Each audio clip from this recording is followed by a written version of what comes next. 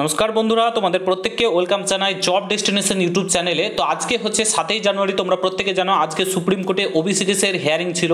তো আজকে হিয়ারিংয়ে কী হলো, ওবিসি কেসটা সুপ্রিম কোর্টে উঠেছে কি উঠেনি, এবং ভালো কী কী দিক রয়েছে, খারাপ কী কী দিক রয়েছে, সমস্ত কিছু তোমাদেরকে বলছি।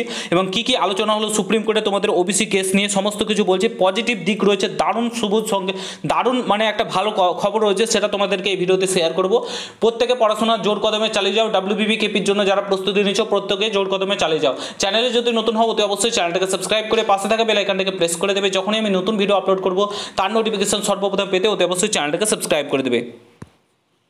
ল এটা টুইটার হ্যান্ডেল, ঠিক আছে, ইন্ডিয়ার, এবং সুপ্রিম কোর্টের যাবতীয় আপডেট এখান থেকে শেয়ার করা হয়। এখানে কি বলেছে দেখো, Supreme Court post West Bengal government appeals challenging the Calcutta high court decision to cancel OBC certificate for 77টা community to January.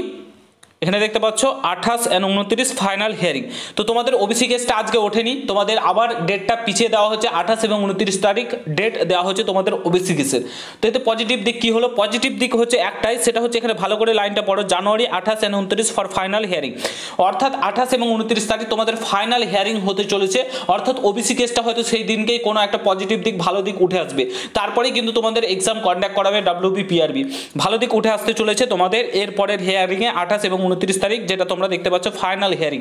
Final hearing হতে চলেছে আগামী 28 এবং 29 তারিখ। এটাই হচ্ছে পজিটিভ দিক, তাছাড়া কোনো পজিটিভ দিক নেই। নেগেটিভ দিক হচ্ছে ওবিসি কেসটা আবার পিছিয়ে গেছে, এক্সামগুলো আরও পিছিয়ে গেল, ঠিক আছে। এবং তোমাদের যে কি বলে হিয়ারিং, ফাইনাল হিয়ারিং, সেটা কিন্তু 28 29 তারিখ ওবিসি কেসের হতে চলেছে। তো প্রত্যেকে ভিডিওটা প্রচুর পরিমাণে শেয়ার করে ডিমোটিভেট হয়েও না, পড়াশোনাটা জোর কদমে চালিয়ে যাও, এটাই বলবো। ডিমোটিভেট হওয়ার কিছু নেই, নিজেকে প্রস্তুত রাখো। আচ্ছা, আশা করি বুঝতে পেরেছো। যদি ভিডিওটা ভালো লাগে প্রত্যেকের সঙ্গে শেয়ার করো, চ্যানেলে নতুন হলে অবশ্যই সাবস্ক্রাইব করে যাও। দেখা হচ্ছে নতুন ভিডিওর সঙ্গে।